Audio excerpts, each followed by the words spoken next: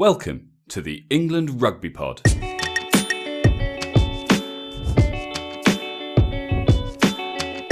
Thanks for downloading episode 137. There's 3 drop out, 5 more drop in to England's current training squad, with the opening warm-up game against Wales just around the corner. You're listening to the England Rugby Pod, the rugby podcast that believes England will win the World Cup in 2019. Hey guys, welcome back. Another episode for you. Probably another short and sweet one because we're still kind of getting through the off period. But to discuss all the things we're going to talk about, I am joined, of course, by Dan as always. Hi, mate. Hello, buddy. It's been a what a week! What a week for English sport. Let's move away from rugby to start with. Well, hang on. Before we do, let's just point out something important, and that is that for the past 2 years, we have been saying that England will win the World Cup in 2019. Tell me we were wrong. We were not wrong. We have done that. It's we're still sticking by we're going to win the Rugby World Cup in 2019 as well, 100%. Of course. But just in case, we're just covering our bases. And what we probably didn't make clear is when we said England will win the World Cup in 2019, we did mean both cricket and rugby. Yeah, of course. Did you watch it? Oh, mate, how can you not watch it? That was one of the best sporting games I've ever seen. I mean, there's a serious debate to be had over whether or not that was bigger than the 2003 World Cup final. So this is a massive debate. So there's 2 matches that, to me, rank up alongside with that. And one, the 2003 Rugby World Cup final. Now, as a game in cricket, how do you tie games? Like, it's almost unheard of. But to tie the game and then to tie the over and to win on the sort of countback of boundaries, unbelievable. England win World Cups with absolute style. So, if you're a complete neutral, I think that cricket game would probably have been more of a wow factor. Yeah. But because as a massive rugby fan, nothing will ever surpass that 2003 Rugby World Cup final for me. No, I think I probably have to agree with you and just lean towards the rugby. But obviously both will be surpassed in a few months' time.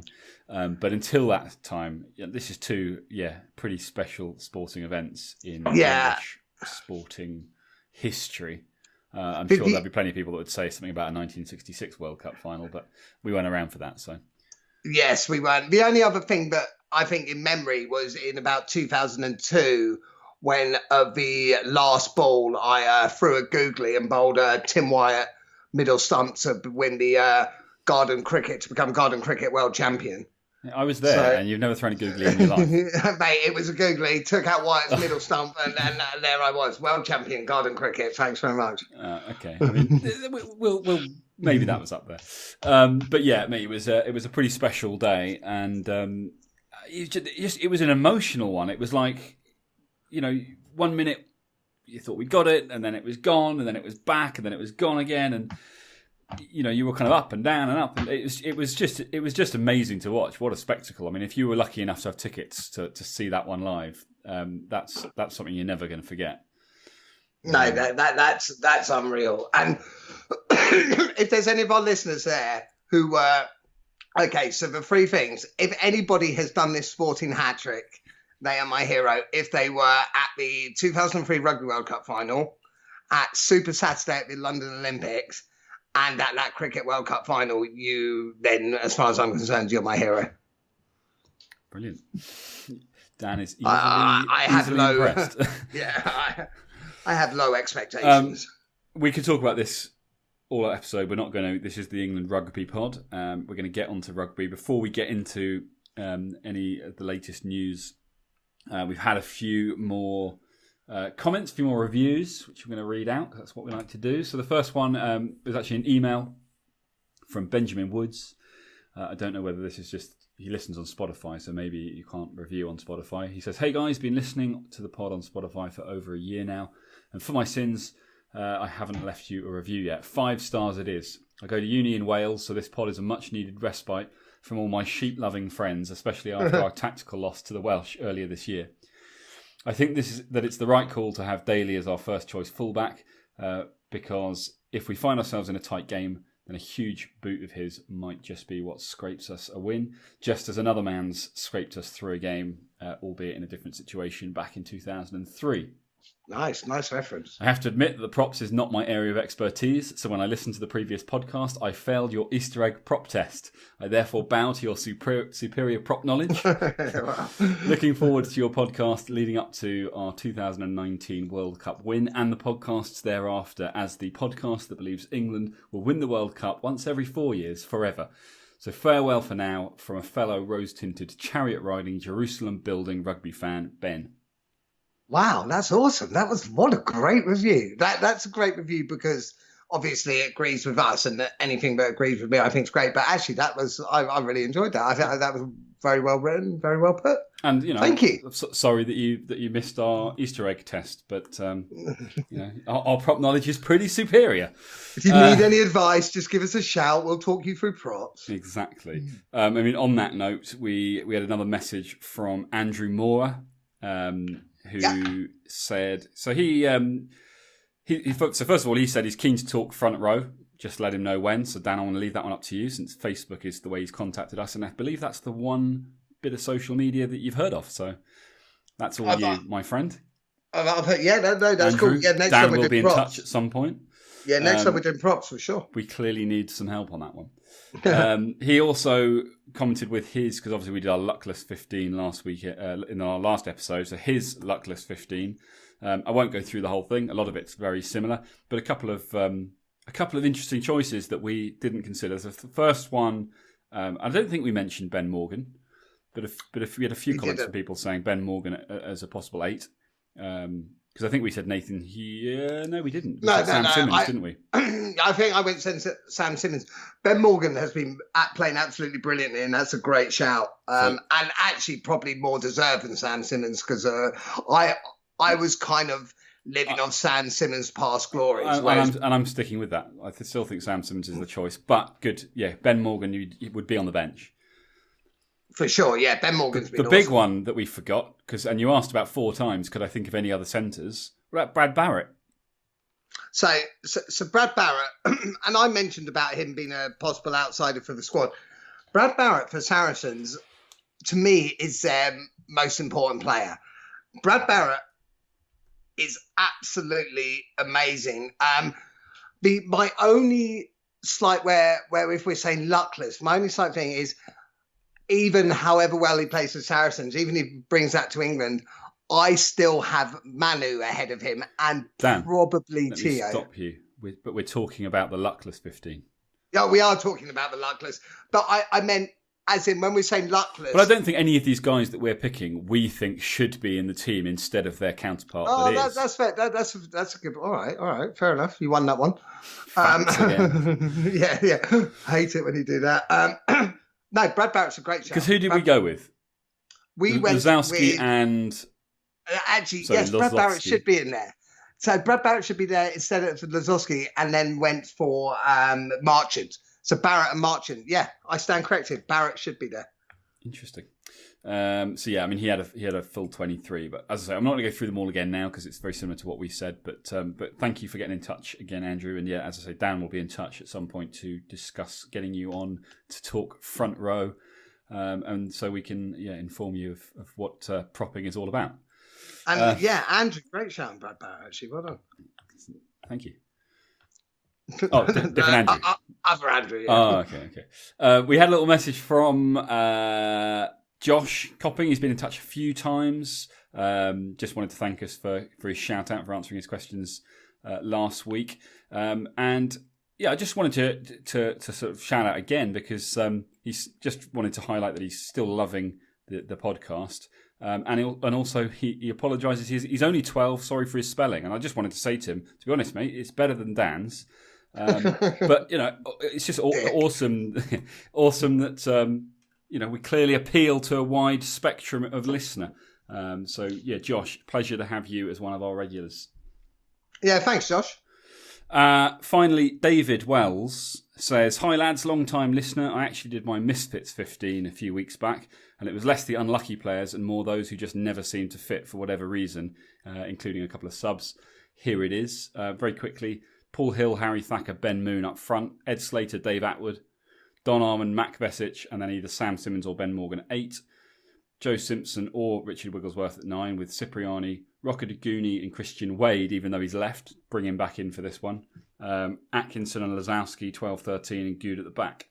So it was just, it's a slight... Who were the wingers? The wingers were Rocco Duguni and Christian Wade. Oh, yeah, sorry. And yeah, I suppose the misfits, Christian Wade is probably right up there. He's obviously not playing rugby anymore, but probably only because he never got selected for England, despite all his credentials in the Premiership. So appreciate you sending that through. Yeah, that's an interesting one. Yeah, cool. No, thanks very much. I appreciate that, David. Thanks. So that is all our... Oh, no, actually, I tell a lie. There's a couple of others. Airborne FF. I think we've read out from this guy before, but we have 5 stars. Still loving the pod. Good plan to test the listeners on their prop knowledge. Glad you've been to the quiz. I think he tells us that all the time. But the following review from Amal Catering, also 5 stars, says, can't wait for the Rugby World Cup 2019. Still loving the pods, even the quizzes. Keep doing whatever the hell it is that you lads are doing. Andy from Newcastle. So a couple of short, sweet ones. Both 5 stars. Really appreciated. Thanks very much, guys. God, that's awesome. I'm feeling good. We haven't we haven't had any. Well, we read out the negative ones, don't we? So, yeah, I think we had a 3-star last week. Decent pod, like mates chatting about rugby, and yeah, we've pleaded for this person to adjust it if they feel it deserves it. Yeah. But yeah, so great to hear from you guys as always. Keep them coming. Right, Dan. A few changes in camp this week. Yes, yeah. So the boys are down in Bristol at the moment. So what? So you and I had a chat with this in the week. It's quite interesting. So obviously, Danny Cipriani, Anthony Watson, and Sam Underhill have been sent away for sort of either other training. Do we think that's other training, or do we think that's niggles, or? I don't know. It's yeah. I mean, I read an article where Eddie said that he felt that they would benefit more from off-site, kind of off-site work rather than work as part of the camp. And people will read into this and they'll say, "Oh, that's not good." But he's also brought in players that we think are probably unlikely to go to the World Cup. In Smith and Don Brandt, for example. I don't think it's injuries. I think we'd know if it was injury related. It's a weird one. I think some people would say, it's a World Cup's coming. Why would you not have your whole group together, just kind of growing as a unit? And I sort of feel like in some ways this is a positive, because it really seems like Eddie Jones is looking at every individual for his squad on an individual basis. Which I quite like. He's seeing what's best for each person. I don't know what the things are, but maybe he said to Anthony Watson, I need you to go and get quicker. Go and shave half a second off your 100 metres or 60 metres or whatever it is they do. And therefore he's best off going somewhere with a specialist sprint trainer to go and work on that. Maybe to Cipriani, he said, I want you to go and work on your kicking. I don't know what the things are, but whatever it is, he's clearly looking at these guys as individuals. And to be fair, we're still in 41 man squad territory. I think, or has he dropped it down? I think we're at 40 at the moment. 40, but we know that it's got to be 31. So it's not yet the World Cup squad anyway. So yeah, I mean, is he bringing the likes of Smith, Don Brandt, Mike Brown? Great example. We've got so much strength in the back three. Is Mike Brown in there because with Watson out doing whatever it is he's doing, he needed an extra back three player to form part of the training camp. Ollie Thorley as well. Thorley is in as well, so he's brought two back three players in, taken one out. Does that mean that Cipriani possibly is being looked at as a back three cover, or certainly as a fullback cover, maybe? No, I don't think so. So what was interesting to me, there's a few parts here. So if you look at perhaps Marcus Smith, Don Brandt, Brown, they almost seem like straight for straight replacements. Those three are away, like Marcus Smith, Cipriani, Don Brandt for Underhill, Brown for Watson. They almost seem like for like replacements. Those three are away working on stuff. So we still need those positions covered for training camp, you know, be it two teams running out. Yeah. But what I found interesting, and perhaps, and I think it was sort of you that brought this sort of more to my attention, was I remember once hearing James Haskell chat and saying that when it came to coaches, often there might be a coach who would say to him or to another player, this is what I really want you to work on. And I think if you work on that, it could improve your game by however much. Fill in the blank. But then what Haskell would say is, because obviously you're training as a team, you have to train sort of team events. So although he's been told, for argument's sake, work on the ruck, I'm not saying that at all is what I said. If the team requires there to be work on line-outs and mauls, he never got the chance. So I kind of agree with you. If Eddie Jones had said, like, you know, to these three, like, you need to work on that, and then sent them away specifically to work on that, I agree that's a positive.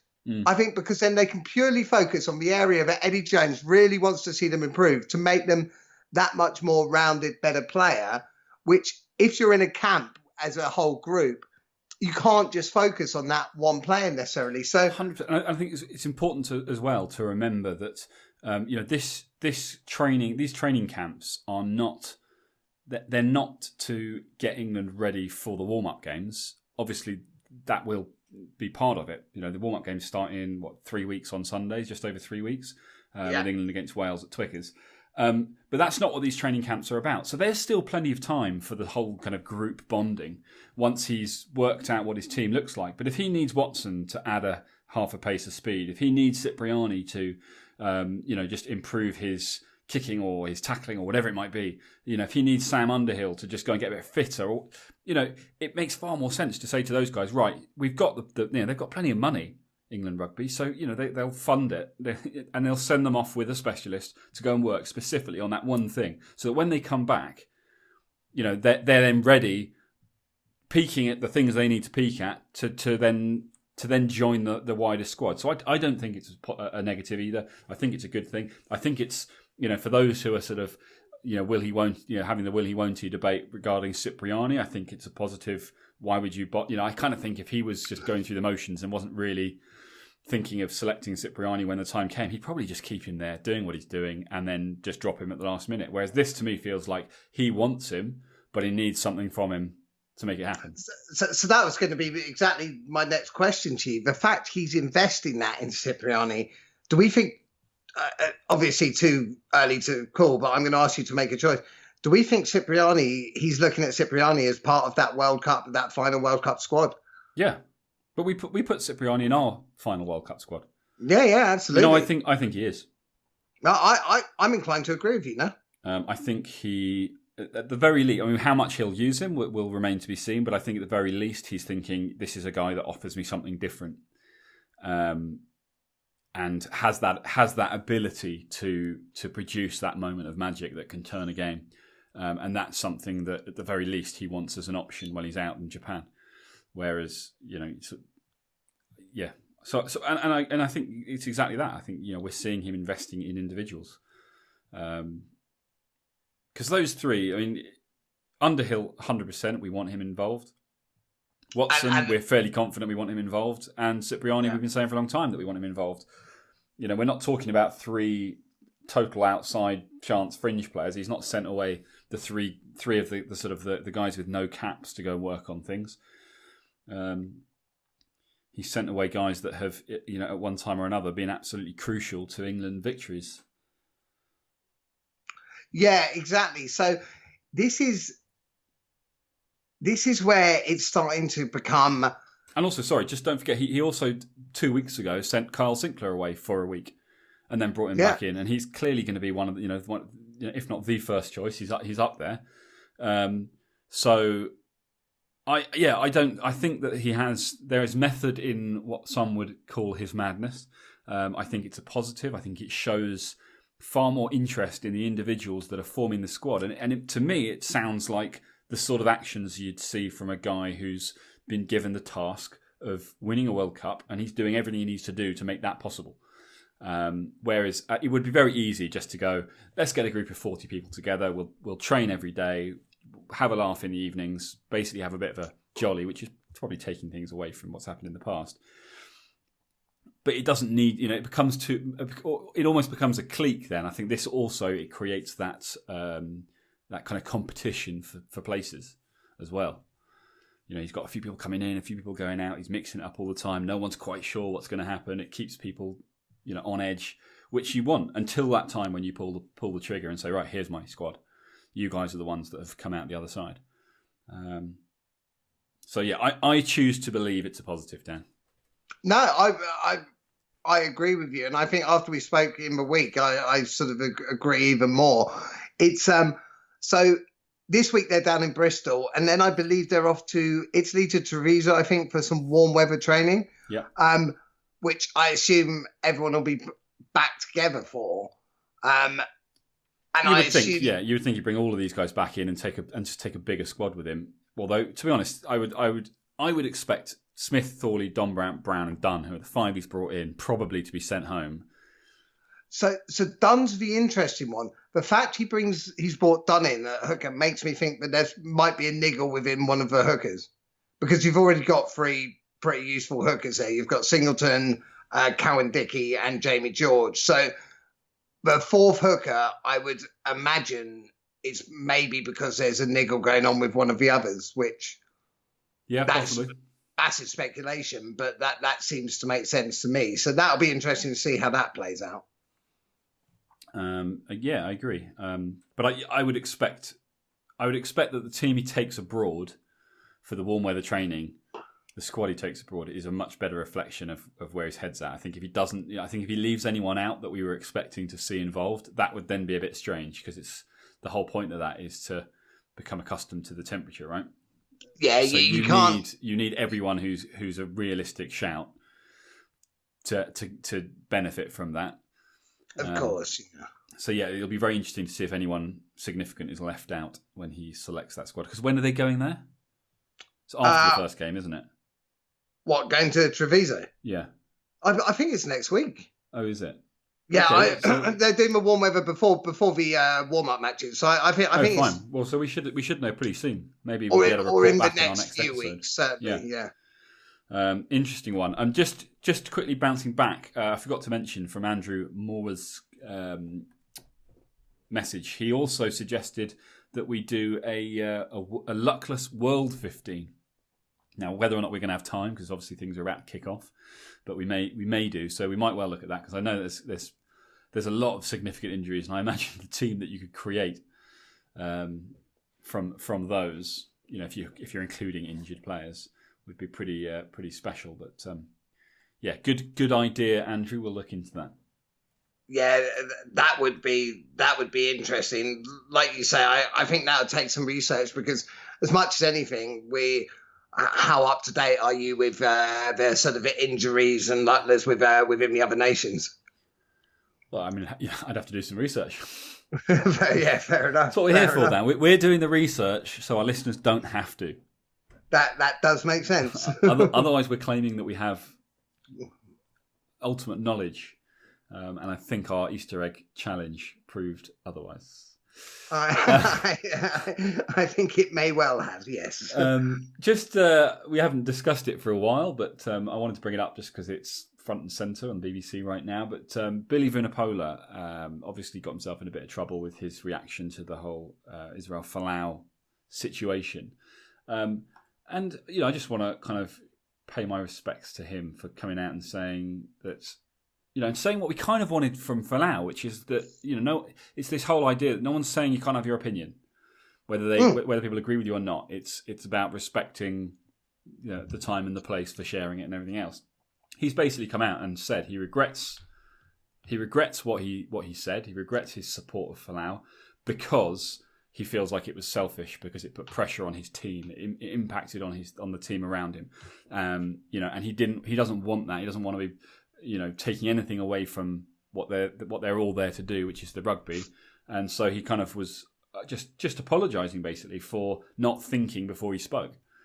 I think that's exactly response I would have expected to see from this whole scenario.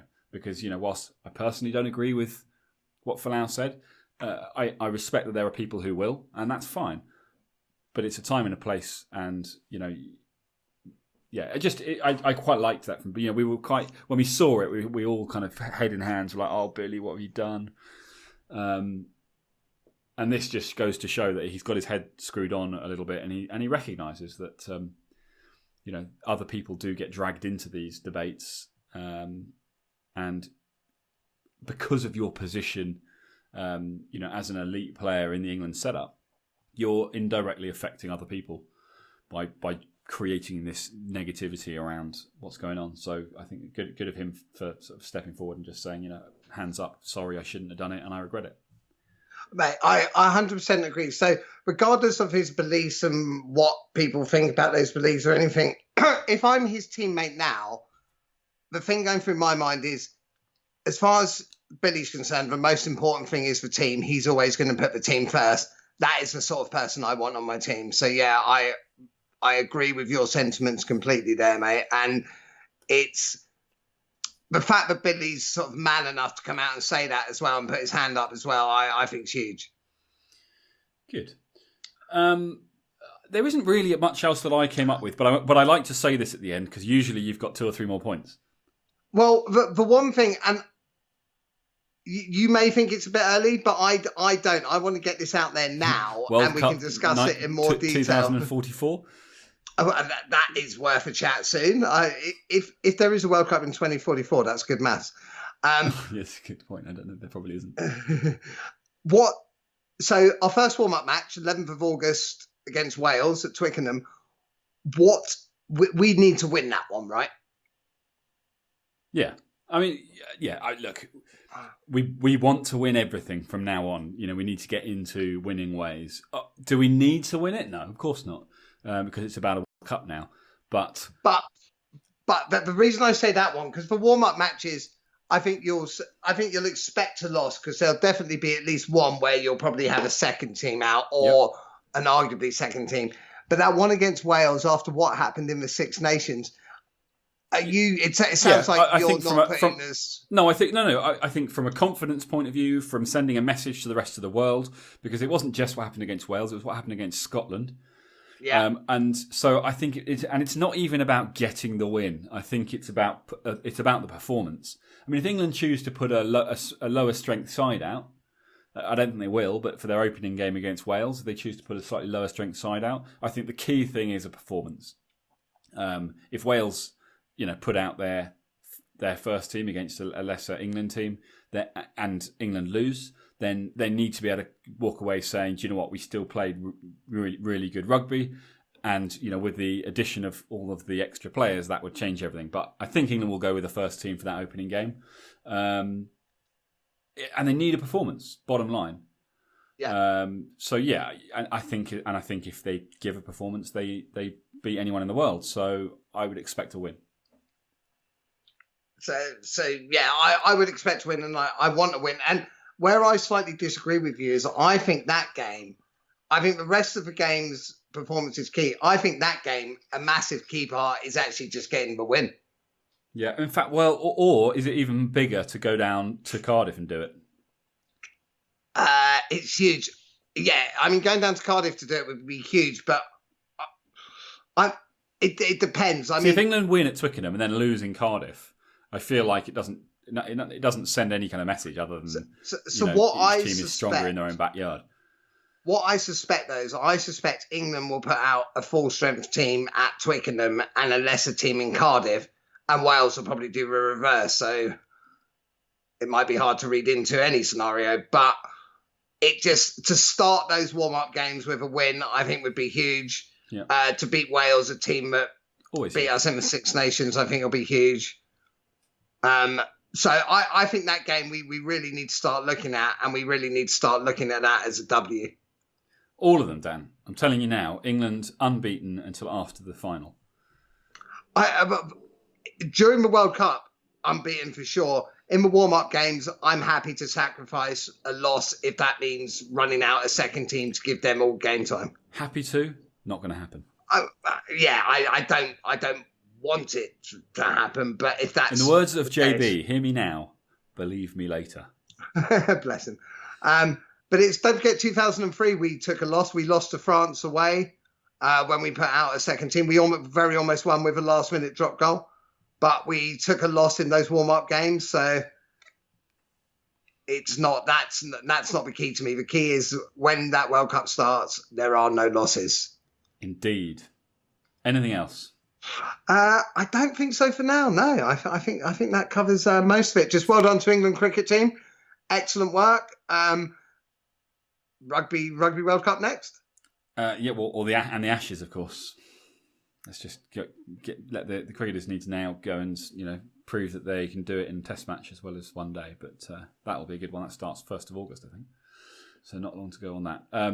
Guys, thanks so much for listening once again. I know it's a bit short and sweet today. Probably trying to squeeze a little bit more out of what there is going on at the moment. But as I say, first warm-up game, 11th of August. It's just over 3 weeks. Things are going to start heating up. We should have a better idea of what the squad, as the squad starts to take shape, as Dan said, when they select who's going to go down to train in Italy. So plenty more to come in the next few episodes. And then we're into game mode. So we'll be going live episodes, or semi-live episodes. And hopefully that just gets everyone in the mood and gearing up for the big competition. As I say, thanks for listening. Thanks to all of you who rated us and reviewed us and sent us messages. Please keep them coming. Let us know what you want to hear. Obviously, limited opportunities to do stuff outside of covering the matches themselves, but there are still some things that need to be covered. So get in touch. Let us know what you want to hear from us. Ask us any questions, and we'll do our best to answer them. Spread the word. That's the most important thing. Head over to iTunes. You can reach us on social media at England Rugby Pod, or you can email us englandrugbypod@gmail.com, and we will catch you next week. We'll catch you then, guys. Thanks very much.